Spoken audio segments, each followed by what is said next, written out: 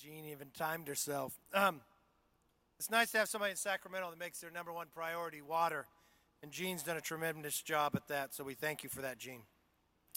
I hope you've enjoyed today. It's remarkable that how big ag is in Kern County, that it took some time to make this happen. And I want to thank BC for their leadership. The first one is always the most difficult, but I could see this growing to quite some time. The crisis of the time of where we serve in ag is actually now. There are a lot of issues that we need to deal with. ACP, workforce, the future. But none of that is doable unless we reach the challenge of water. When I served in Sacramento, we were in a large deficit. The saying that I always realized was, a few short years before, we had this major surplus. It's more important what you do when you have money than what you do when you don't have money. It's more important what we do when we had water than what we do when we don't have water. Because the challenge here is now is the window. 3 years ago, 170% of snowpack. It would have been important prior to that we could have bank it, store it, and be prepared for the years that we do not. But we never thought the challenge would just be weather, that it would be a court system, it'd be legislation, and it'd be others that we have to overcome. And there's competing sides, and there are big contrasts of how we solve this. The House has taken action, and the Senate has taken action. I'm not one who believes we can't have a water bill at the end of the day, and that we can't still do it this year. I've met many times with Senator Feinstein. I believe she wants to do something. I believe her heart's in the right place. I can't say the same about Boxer.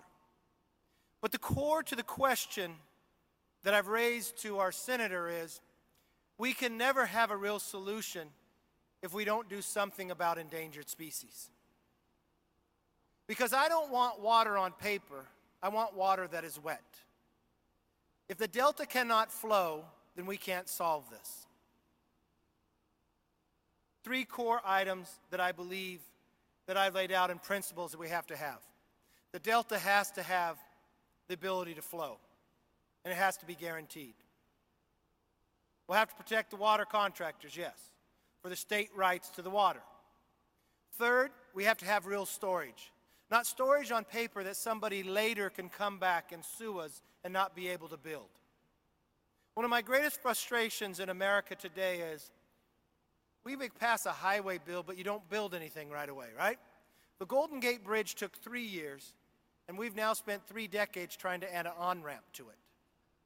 We know the crisis is now. We don't know when the next snowpack will surpass 100%, but we should be prepared for it. If we're going to raise dams, why do we have to do so much environmental report for it if it's already there? We need to bring reality to the current situation. I will tell you the challenge of making endangered species somewhat reformed is a very tough one on the Senate side. They want to tell me no from the very start. And I tell them, I don't think we could solve it unless you're willing to adapt. The passage of the endangered species from the beginning is not the intent of what it's carried out for today. And that's where we have to sit down and be rational, have to find common ground. And I'm the first one for it. But I do not believe a deal for the sake of a deal is the best option. This is the window to do it right. This is our window to actually achieve something. But we should not be stubborn in the idea that we won't do anything. I will work with anyone that's willing to work. It's not something easily to have done either. It takes a lot of personal relationships. If you bring everybody into it, there's a lot of people that just want to blow it up. We have had meetings where I'll bring a number of people from the House side and a few senators on the other side and just talk about principles. If we can agree on principles, we can move beyond. Now, there are people on the other side of the aisle that want to do certain things that I don't know that the administration will go far enough on. So it's difficult to make an agreement with somebody if they can't bring the administration as well. I will tell you, we should not think this issue is just about the valley. And we should not think that that's all the strength that we have. I travel the country. And when I tell them where I'm from, you know what they say? You were that little fish, right? What is that, Delta Smelt? You're from there, right? They know of it, and they're concerned about it. You know why?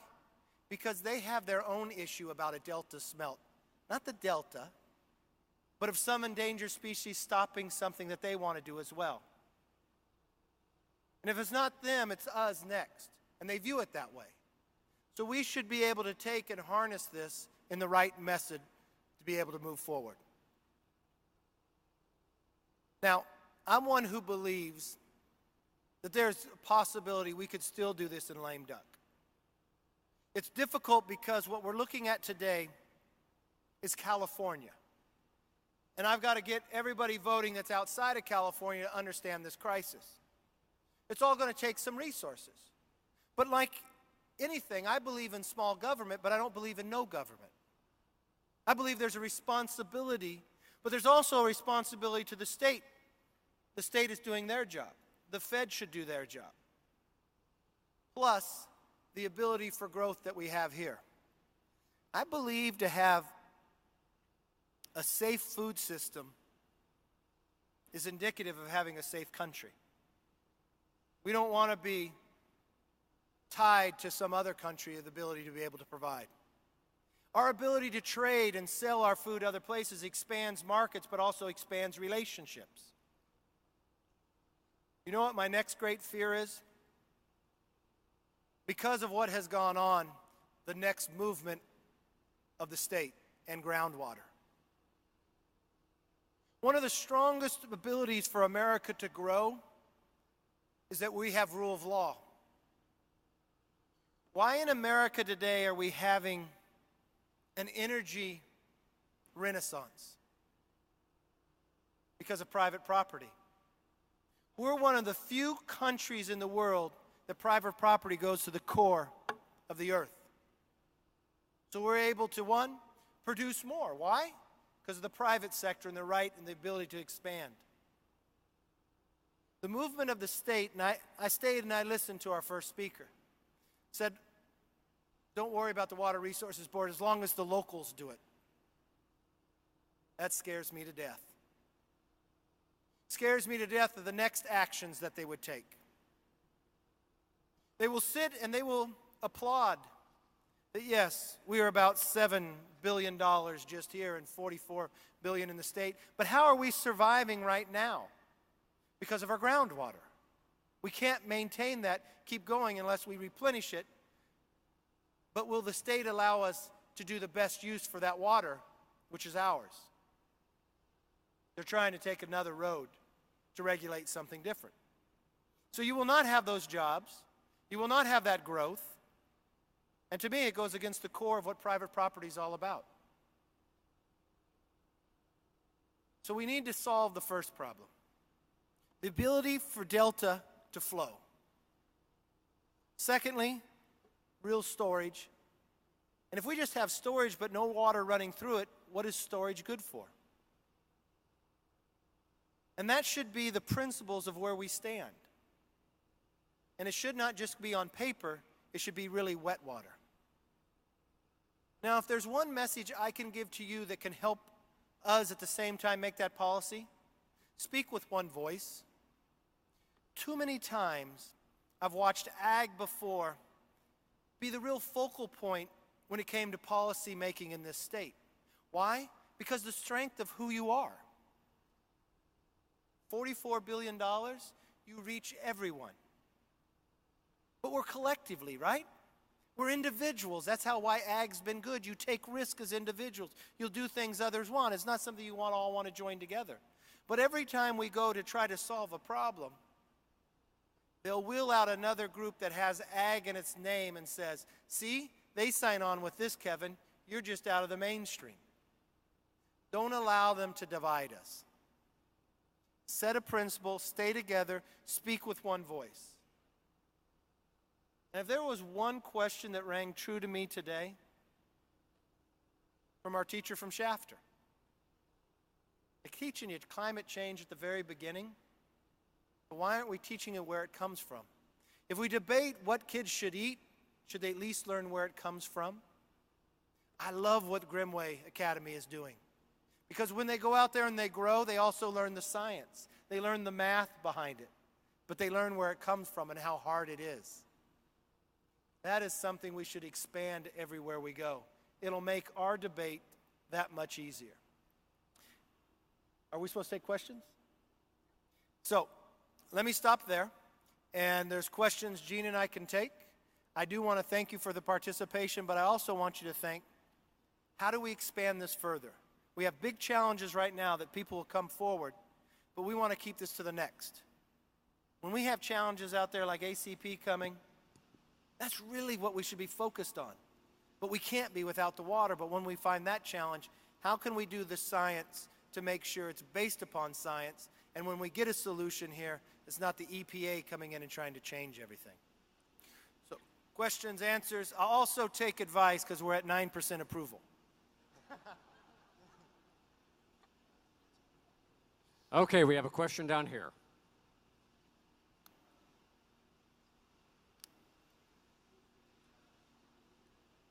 You might have to repeat it. Yeah, they'll find it. Just keep talking, I hope.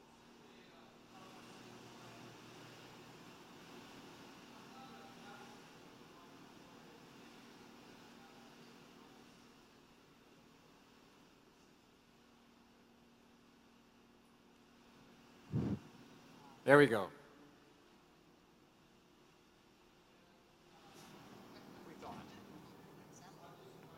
Okay.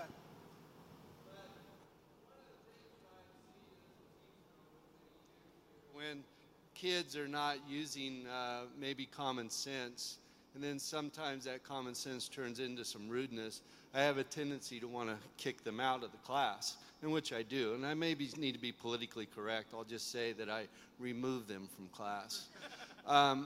In this situation, too, I know that there also needs to be some common sense on the end of our politicians. And I'm sure there are times when maybe you're listening to some things that are not utilizing some of that common sense as well, and maybe you'd like to remove them, and if you need some help, I'd be more than willing to help you on that. But it does come down to us, and we're the ones that vote each and every person in.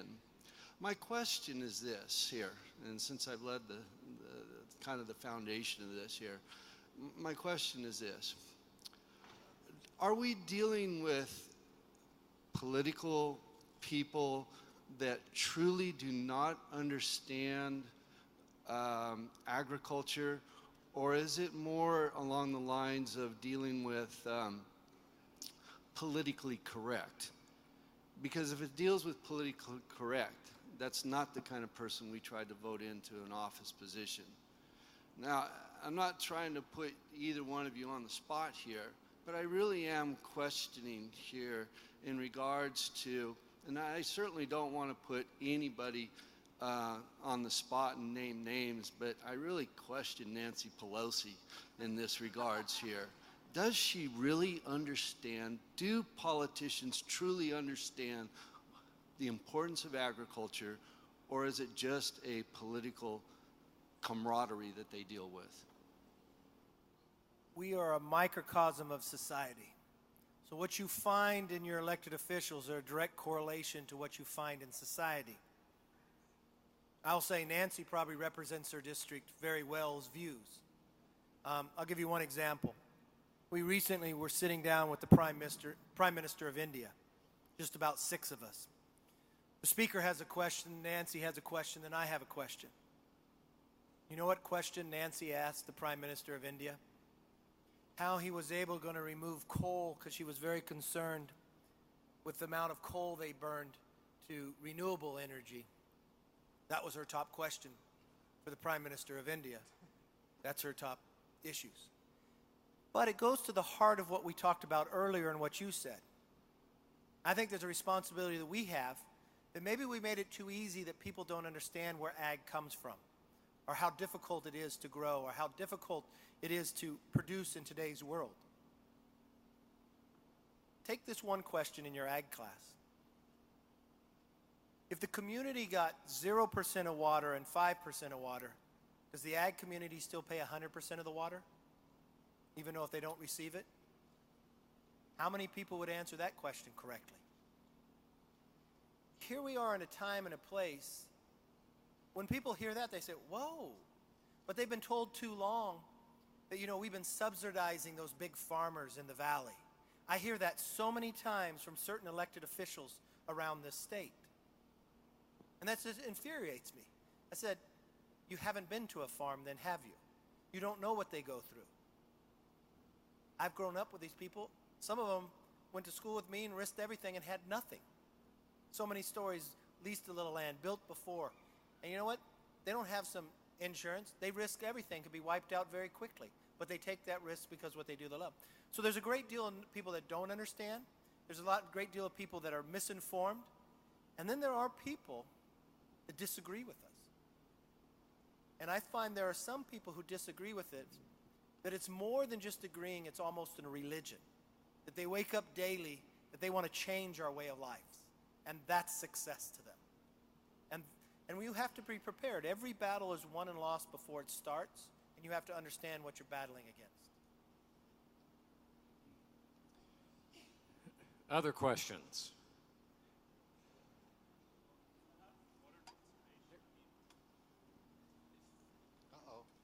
Mentioning the desalination issue, I know Lockheed's working on very advanced low-energy technologies that no one seems to be aware of, either through themselves or through no inquiry to it. So it seems like that's, going to be a real answer to desalination. I mean, against current distillation technologies, specifically their micro carbon sheets that they run the water through, and it just traps the salinity. But the other issue being, if we wish to allay these kind of questions of, Kern being like more, less caring about water or whatever, like why have we no purple pipe systems like they do in Fresno, like, water reuse systems, etc. It just seems like, regardless of obviously, the bigger water issue being at stake, but I guarantee, the purple pipe system would allay a lot of questions to people would have toward that. I apologize. It's hard to hear till I hear, but the gist of your question is, does Kern care about conservation of water?